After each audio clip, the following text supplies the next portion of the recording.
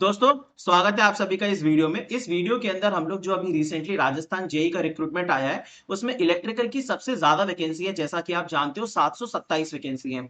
अब सबसे बड़ी दिक्कत बच्चों के सामने ये है कि भाई हम किस प्रेफरेंस में अपने डिपार्टमेंट्स को लगाएं। जैसे 5 डिपार्टमेंट्स है यहाँ पर, प्रसारण है, ट्रांसमिशन है, जनरेशन है और 3 डिस्कॉम है।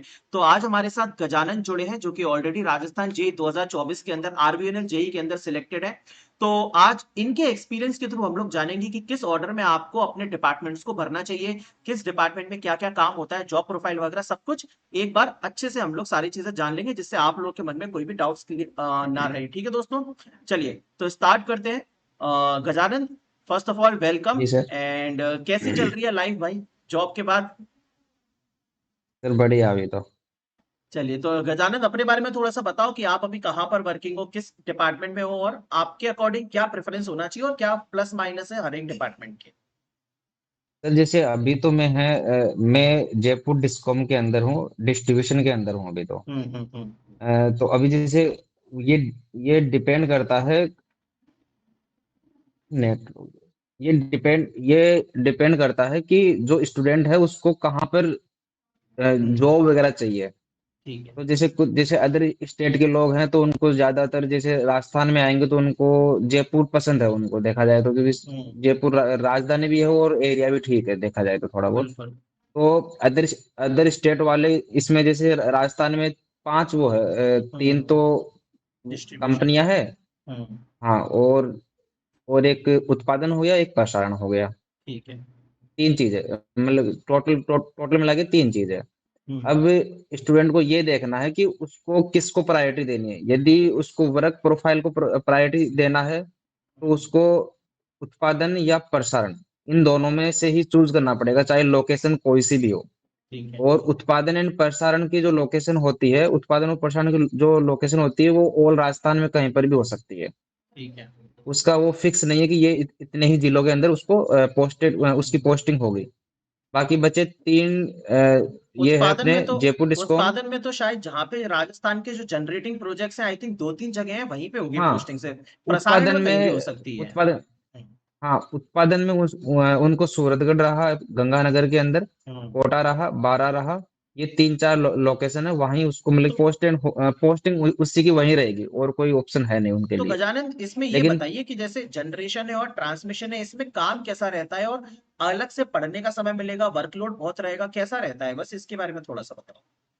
इसमें क्या होता है, 8 घंटे की ड्यूटी रहती है दोनों में ही। हम्म। वो लेकिन उत्पादन के अंदर 8 घंटे की नाइट नाइट शिफ्ट मतलब भी होती है शिफ्ट कभी वाइज भी कभार, रह कभी। सकती है, हाँ। शिफ्ट हाँ, वाइज भी रहती शिफ्ट है। शिफ्ट शिफ्ट वाइज ही रहती है उसके अंदर, हम्म। लेकिन जो ट्रांसमिशन है उसके अंदर डिपेंड करता है कि जो आसपास के एरिया के अंदर कितना हम्म। एरिया है, वैसे उसमें भी 8 घंटे की ड्यूटी रहती है। General shift. लेकिन हाँ, जनरल शिफ्ट 8 घंटे की ड्यूटी रहती है उसमें भी। तो उसमें वर्क लाइफ ऐसी है कि यदि आपको छुट्टी वगैरह चाहिए तो मिल जाती है आसानी से, क्योंकि उसमें इतना इमरजेंसी काम तो है नहीं। ठीक है। और उसमें जैसे कुछ रीडिंग वगैरह चल रही होती है, वहां पे ब्रेकर हम्म। वगैरह लगे रहते हैं वहां पे, तो उसकी वो मॉनिटरिंग वगैरह करनी पड़ती है, करेक्ट। रीडिंग वगैरह की।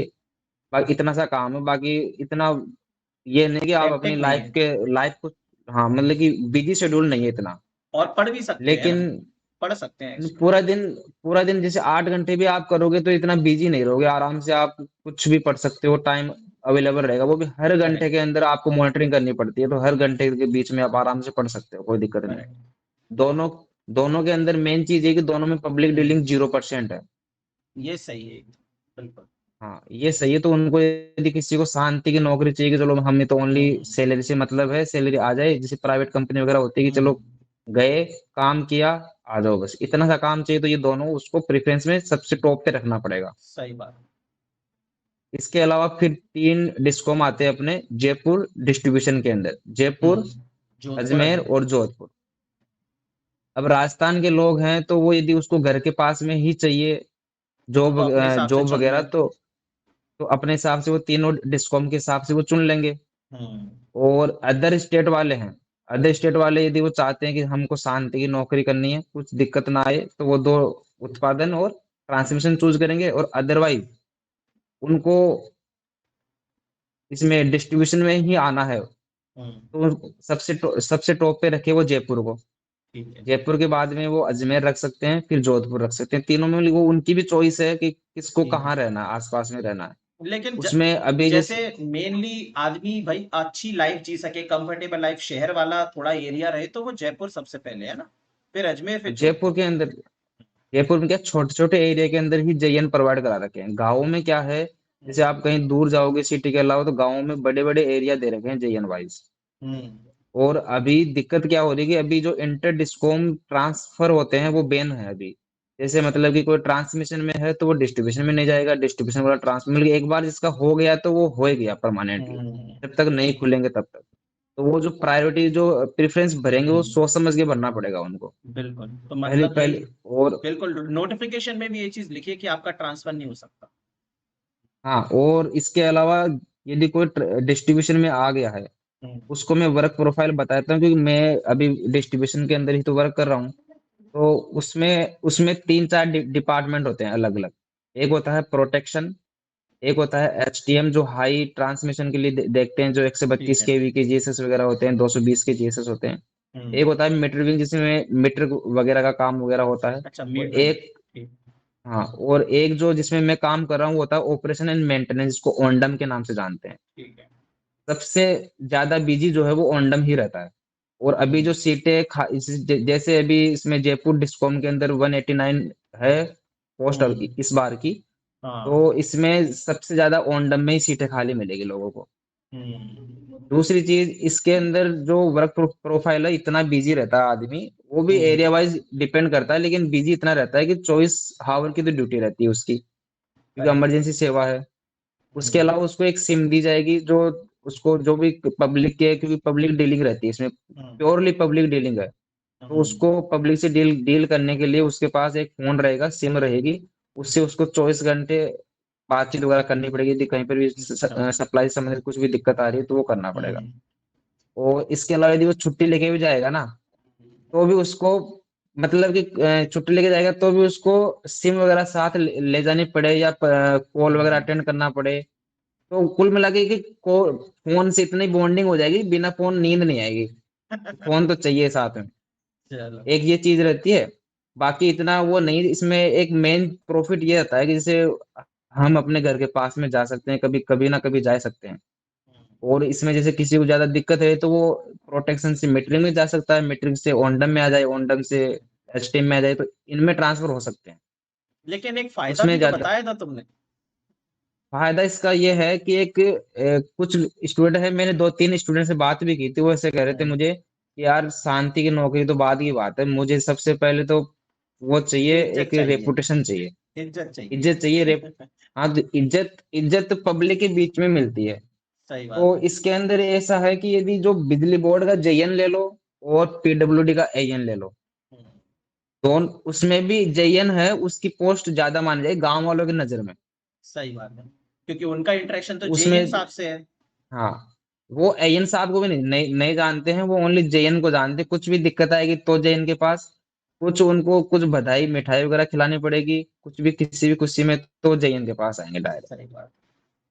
तो उस, और ये कुछ भी दिक्कत आए, गांव वाले हम्म। सपोर्ट चाहिए, तो वो सब आप मिलके आपसे हम्म। नमस्कार करके बात करेंगे, इज्जत से भी बात करेंगे। एक करेक्ट। मतलब कि जो जो गांव वाले भी हैं, तो वो हम्म। जो ट्रांसमिशन में होता है उसको कोई जानता नहीं है कि चलो है, नो जॉब है उसकी, ये इतना पता सही है। बात है।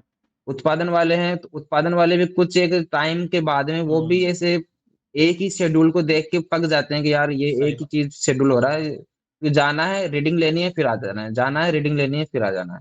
तो मतलब तो इसके ले अंदर, दे के वही है कि मतलब आपको अगर इज्जत का जीवन चाहिए और लोगों के बीच में रिकॉग्निशन चाहिए, तो भाई डिस्ट्रीब्यूशन ऊपर रखो। उसमें भी पहले हाँ, जयपुर, फिर अजमेर, फिर जय जोधपुर, है ना। अजमेर, और जोधपुर, और हाँ हाँ अगर आपको शांतिपूर्ण जीवन चाहिए कि भाई मुझे तो अपना काम करना है और अपनी पढ़ाई करनी है, आगे दूसरी नौकरी का, ये सब शांतिपूर्ण जीवन, किसी से कोई लेना देना नहीं, हाँ, पब्लिक डीलिंग नहीं चाहिए, तो ट्रांसमिशन और जनरेशन ऊपर रखो। उसमें भी ट्रांसमिशन पहले, क्योंकि ट्रांसमिशन में इस बार वैकेंसी भी ज्यादा है, और ट्रांसमिशन में ज्यादा जनरल है। शिफ्ट रहती है ज्यादातर, और जनरेशन उसके बाद में, और फिर उसके बाद डिस्ट्रीब्यूशन, है ना।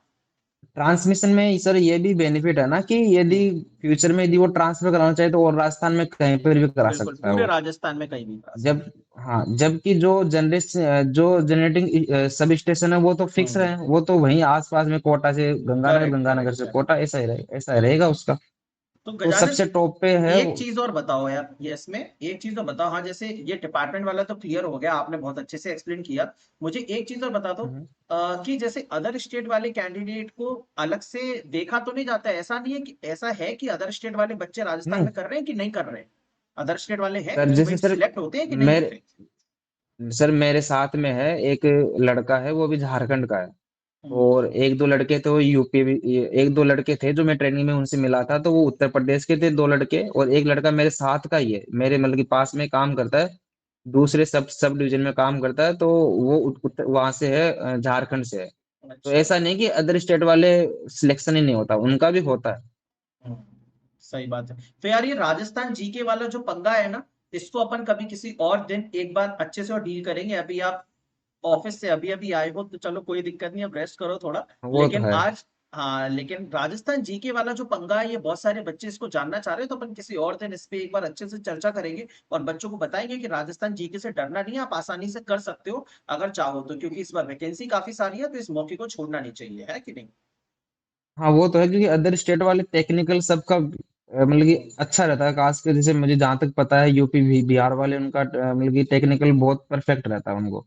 अब उनको क्या है कि यदि एक राजस्थान जीके ही है जिसमें रीजनिंग हम्म, वगैरह सब कर लेंगे, कि राजस्थान जीके क्योंकि वेटेज अच्छा खासा है इसका, हम्म, 56 नंबर के आसपास या 44 के आसपास नंबर का है। हम्म। तो उसके अंदर उसको मतलब कि पढ़ना अच्छे से पड़ेगा, राजस्थान जीके बिना काम होगा ही नहीं उनका।